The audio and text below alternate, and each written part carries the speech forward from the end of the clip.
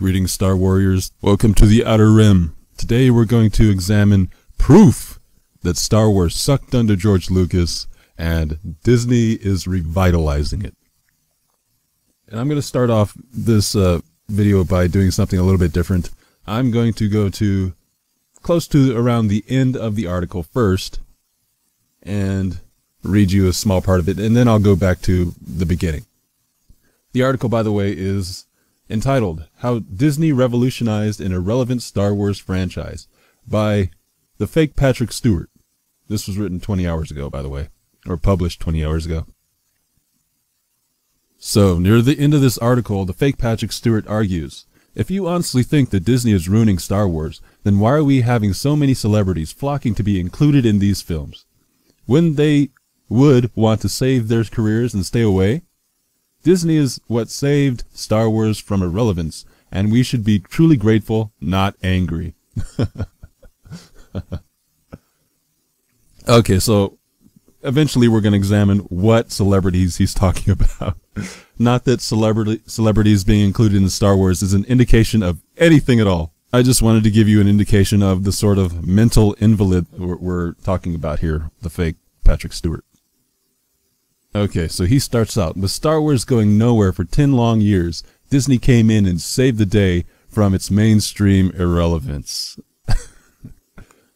I'll just point out that Star Wars never stopped making money, that Star Wars movies are basically a commercial for all of the Star Wars merchandise, and so if it's not making a movie, it's not irrelevant.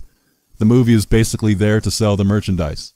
And the merchandise has always been there, and the merchandise has always been selling, except for now. The merchandise is not selling, obviously proving that Disney Star Wars is making Star Wars irrelevant for the first time ever. And this is the true reason why the fake Patrick Stewart is getting to write this article where he totally and completely kisses Disney's ass. So to illustrate what I'm talking about, I'm going to draw a comparison between Star Wars and a game franchise that was started in the 80s. And the game I'm going to be talking about is Nintendo's Metroid. It was a great game back in the 80s. And then it went away for a little while. And then they started they made another game in the 90s. And the game in the 90s was great too. And then they didn't make another game until sometime in the 2000s. I can't remember exactly what date. And the new game was called Metroid Prime. And it was great, you know. So Metroid is like batting 1,000. Great games from the 80s to the 90s, but it's never really making too many games.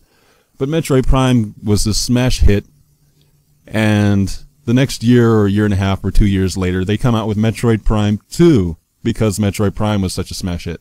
And Metroid Prime 2 was, well, kind of like The Last Jedi. It was a terrible, terrible game. You know, and they started making all these handheld Metroid games and everything, and none of them were really that good. At least, as far as I'm concerned, they weren't that good. And I guess you can't say that they didn't revolutionize Metroid with Metroid Prime 2. They definitely it wasn't a good revolution, but what they were doing with that game is exactly what Disney is doing with Star Wars, milking it. Kind of like Luke milked that big sea cow. But I'm going to give the fake Patrick Stewart an opportunity to prove me wrong. So he goes on. With the release of Revenge of the Sith in 2005 that wrapped up the timeline regarding the movies, we still had no definite canon timeline for what all truly happened. With many books contradicting one another, it was difficult to know what was true and what was fan fiction. Within a galaxy far, far away. I think that's completely untrue. Disney saved Star Wars from eventually falling off the map when it acquired Lucasfilm in 2012. This guy doesn't provide any references to what he's talking about. Books contradicting each other, fan fiction. Listen, there was George Lucas's movies and everything that George Lucas put his personal stamp of approval on, and then there was everything else.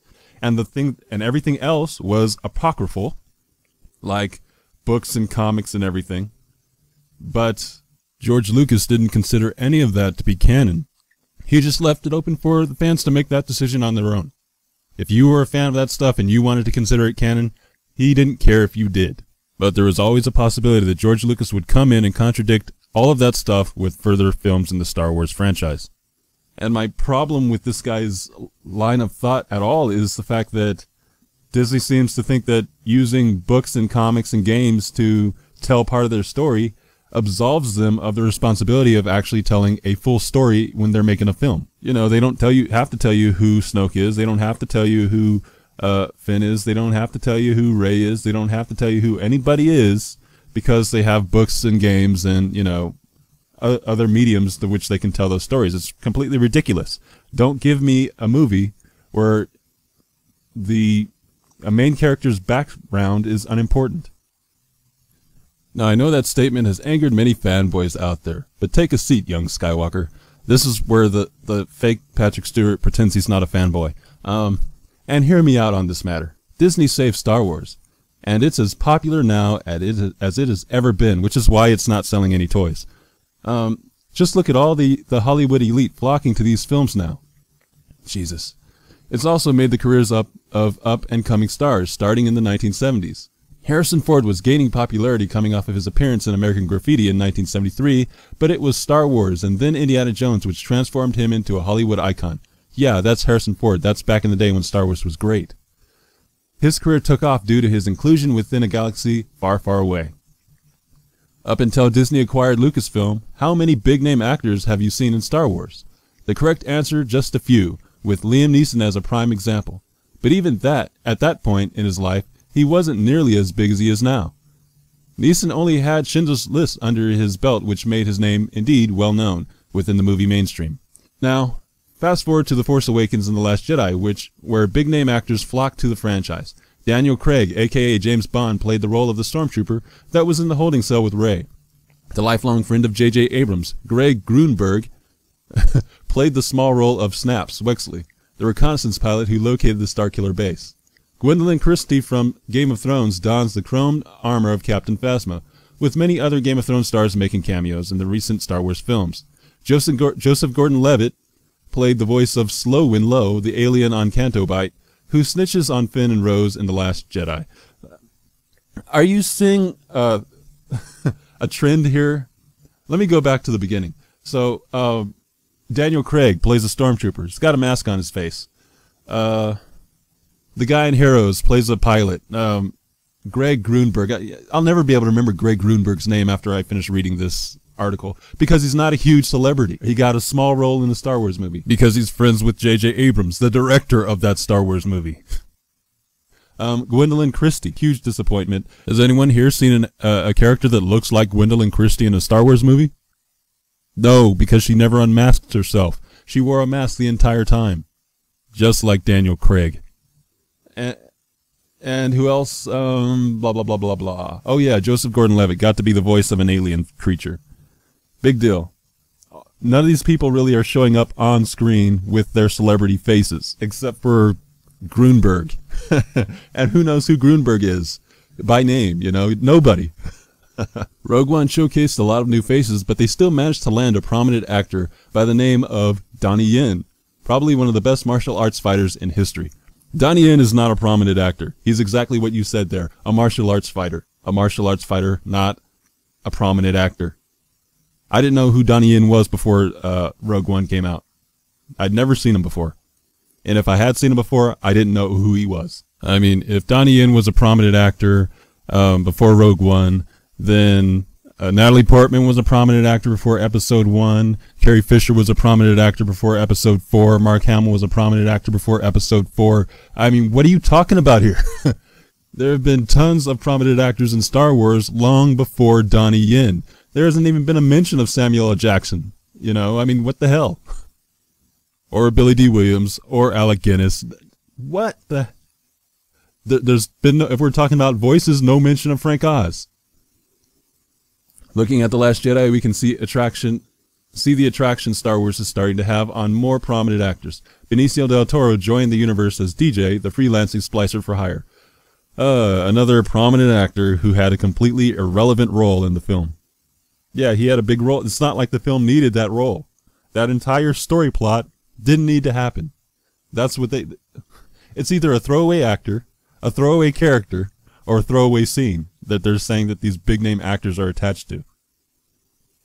Lastly, looking forward in time to Solo, we can see that what seems to be the straw that is going to break the camel's back of actors and actresses flocking toward Disney for their shot at being in a Star Wars film. Donald Glover from the hit TV show Atlanta, Emilia Clarke from the show that needs no introduction, Game of Thrones, and most importantly, Woody Harrelson, whose achievements is too long to list. Now, it's going to be hard to shoot down this argument simply because I haven't seen Solo and I don't know exactly how big their roles are going to be or what they're going to be doing in them. But if the argument is that the franchise is attracting big names and therefore it can't be failing, Terminator Genisys attracted Emilia Clarke, and that movie was a flop that may have ended the Terminator franchise. Donald Glover, I've never seen his show Atlanta. I know him from some other stuff that I actually didn't watch. I just know he was in it. I can't remember what the show was called he was in, though. And Woody Harrelson. The first argument that may actually go in this guy's favor, but I don't know because I haven't seen what part he's going to be playing in this movie. I haven't seen how effective his character is going to be on the movie. But big name actors make bad decisions. As I said at the beginning of this video, 0 of these big name actors have actually made a bad decision because none of these movies have been reliant on them. Most of them haven't shown their face, so the argument is completely moot and ridiculous. Considering how inconsequential all their roles have been, none of their careers were in danger of being destroyed by a terrible Star Wars movie, no matter how bad it was. The movie is a big commercial for the merchandise, not the other way around. The merchandise does not advertise the movie. I know you guys get the picture, so I'm not going to read the rest of this guy's article, but I will leave a link down below. Like, comment, subscribe, hit the notification bell, and share this video across the galaxy. And as always, if you're listening, you are the new rebellion. You are the new rebellion. You are the new rebellion. You are the new rebellion.